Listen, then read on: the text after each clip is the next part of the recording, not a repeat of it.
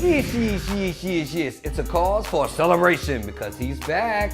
Arsenio Hall is making his way back onto our TV sets. Here's part one of his conversation with my entertainment correspondent, Mr. Rodney Rikai. Young world, how you feeling? It's Rodney Rikai here with the legend and icon, somebody who I grew up watching, Arsenio Hall, man. How you feeling today? Pleasure, Rodney. Now, how old are you, Rodney? I mean, you know, I probably looked a little bit younger than I actually am. How could you have grown up watching me? You know what? My mother was a singer, right? Uh-huh. So anytime your show was on, because of such magnificent musicianship, she would wake me up and say, Rodney, come watch this real quick. Bill Clinton playing the sax. You know, I saw Snoop Dogg was on the show, Busta Rhymes. That's cool. I locked in. So the next day at school, when you fall asleep doing a math test, it was your mama's fault. I wasn't, you know what, Mama? Arsenio said it's your fault. That's why I got the C's, Mama. It's not my fault at all. So, the new Arsenio Hall show. Yes, sir. Tell us a little bit about the format. Is it kind of similar to the previous show? Yeah, you know what it is? My desire is to do the same show because the show is basically the person. You know, a talk show, it's chairs, it's couches. Some people have a desk, some people don't have a desk, but it's the sensibilities of the host. If I take, I was explaining to the station manager here at this station, right. If you take two car bodies, same exact body, same exact color, but put two engines in them. Put a Ferrari engine in one and a Volkswagen engine in another, they run different. Not better necessarily, well, but you know, but the bottom line is, it's the sensibilities of the host that you put in the hood of that show. And you know, where I love more sports, I love certain things. There are things that you can watch Leno and you can see what he loves. And you can watch my show and see what I love. So people choose who they want to go to bed with.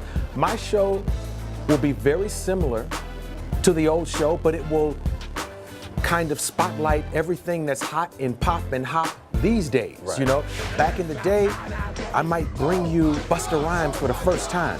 This time, I'll bring you Eminem or Rihanna. I'll bring you someone from Modern Family to make you laugh. But the bottom line is, I'm just a mirror for pop and hop. Okay, cool. So, what from the old show are you going to continue into the new show? Will we still have that musicianship, the live band? Are we going to have that? Yeah, you know one thing I loved about the old show is we forced people to bring it. You know, I'm sure your mom's has really strong opinions about this. There are a lot of people that are studio musicians that can't rock it live. Absolutely. And we used to make them come and do it live or not come at all. And there are a couple artists who never did my show because they didn't want to do live. I'm sure. You know, and by the way, you know, even Janet came. You know, Janet came and whispered her song. You know what I'm saying? So you got to come and you got to bring it. And that's, I'm sorry. Janet can sing a little. She can sing. She can whisper she's her ass she's so off. pretty. Yes. She got a nice whisper. And it's so easy to have access to people nowadays because of social media. You know, you have Twitter, Facebook, Instagram. Yes. How do you plan on utilizing these platforms, or these mediums rather, to promote your show and your brand? One of the things I'm doing with social media is finding out what people want. I'm finding out, do you want Rihanna? Or do you want Miley Cyrus? What do you want? And that's really important. I plan on having a tweet seat. I want somebody tweeting during the show, you know? And the bottom line is, it's also helped me to figure out who I should book and what the show should be like on my return. When I first thought about coming back, the first thing I did was got a Twitter account.